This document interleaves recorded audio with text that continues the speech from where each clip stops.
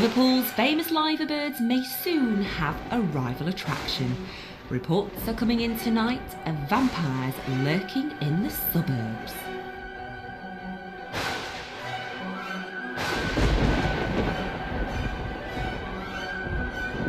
Well, in this case, the rumours are true. Welcome to the set of Young Dracula. We shall behave in accordance with the noble tradition of the Draculas. Run away. Right, hang on a second, please. Keith, are you happy to go even further forward? Yeah. Okay, rehearsing. And action. This is the former Margaret Bevan School, which used to help children with learning difficulties. Now it's home to the BBC Children's flagship series Young Dracula, which has moved its entire production to the city. It's a major coup for Liverpool and shows the pulling power the city now has to attract TV and film companies. We relocated the series from Cardiff to the Northwest. I mean, the Northwest is renowned for having a very highly skilled production base, as well as a very interesting range of locations. From now on, you will call me Countess Dracula. If we didn't escape when we did, she would have killed us. Young Dracula became a firm favourite on children's TV when it first appeared in 2006, as the series followed the madcap fortunes of Count Dracula, his son Vladimir and sister Ingrid. Get on becoming a vampire. Being a vampire is your destiny, and nothing you can do will ever change that. The show's now been, wait for it, revamped after a 3-year break.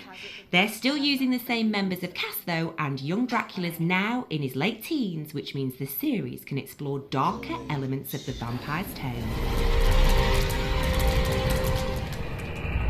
I don't see. Take a closer look.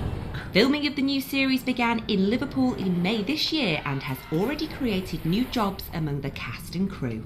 Certainly our guest cast are local to the Northwest. Our previous regular cast were already established in the show, so they're from all over the UK. But our crew are all Northwest based and split very much between Liverpool and Manchester.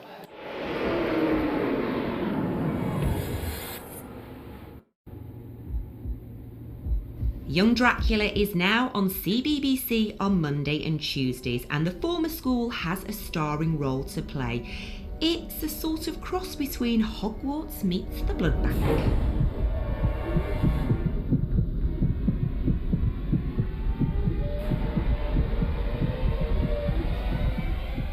So, Garen and Sydney, but you can tell us your character names if you like. I play Vladimir Dracula. And I play Erin. So, just very briefly, what is Young Dracula all about? Do you want to answer that? Can you do this briefly? Oh, you do it, because I'll give too much away. Well, it basically follows Vladimir Dracula, who's the son of Count Dracula. And in the first kind of 2 series, it was all about fitting into society and trying to get my dad out of trouble and stuff like that. And in this series, we've kind of settled down, and Vlad's now a fully fledged vampire, so he's kind of taken on the responsibilities of being the chosen one and potentially like leading an army of vampires, so there's kind of a lot of weight on his shoulders. I will not have fighting in this house. Erin is staying and you two will leave her alone.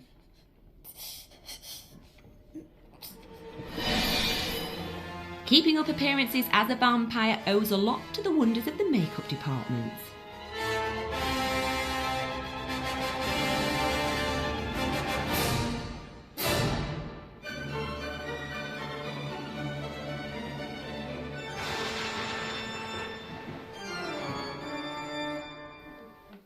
So, how is vampire life here in Liverpool? I'm quite enjoying it because a lot of my family actually live up this sort of neck of the woods. I've got family in the Wirral and in Southport, and then family in Cheshire as well.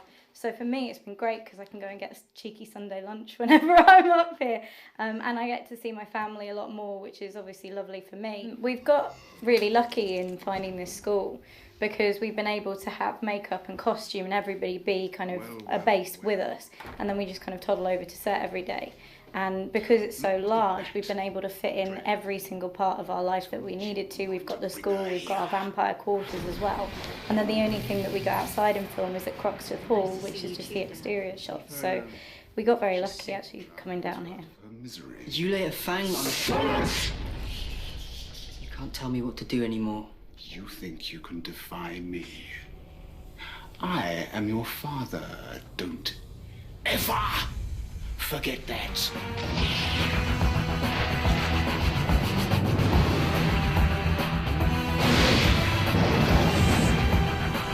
The team behind Young Dracula are hoping their arrival in Liverpool will have a similar impact on the local economy that happened in Cardiff when the BBC moved Torchwood and Doctor Who's production, Lock, Stock and TARDIS to the city. It creates with investments, it creates job opportunities within the media and creative sector. When a big film, for example, comes to town, they can spend up to about £500,000 in just a couple of days. And that wealth goes right the way across the city. Hoteliers, timber merchants for building the sets, minibus drivers for moving the crew, catering facilities, right the way across the board. So it all brings money and economy into the city.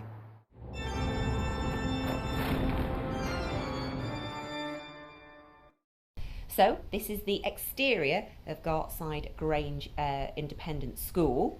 However, by the magic of television, it's not really, is it? Not really, no. What we had, we Margaret Bevan School, had all the sets that we needed. Unfortunately, the outside was just it was too small. It was on a main road, and it just didn't have that impact. Whereas this has, sort of real impact, and we were lucky to find this very close by. And what other Liverpool locations have you used during the filming? During the filming, we've used the Stanley Docks, which is down by the docks. It's a huge dock. It's one of the biggest tobacco warehouses. We've used that as the Slayer's lair.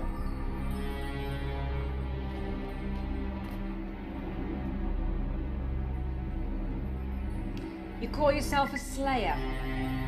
Have you actually killed a vampire? Yes. True. In this series, most of the narrative lent itself to being at the school, with a few exceptions where we went to Stanley Docks in Liverpool and also into the centre of Liverpool.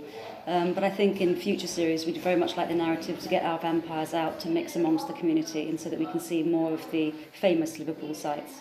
In terms of working on the show, you're drawn to the mysterious and the slightly darker sort of architecture that Liverpool has to offer. But walking around as a tourist or as a newcomer to the city, I'm very much struck by the massive range of architecture that the city has to offer, and that's what we'd like to capitalise on next time round.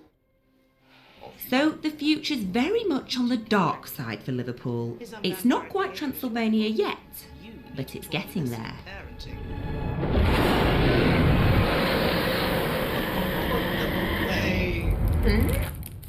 Boys who answer back get put on the naughty step. What? She sounds just like my old Nanny Clontarf. Fingers on fangs!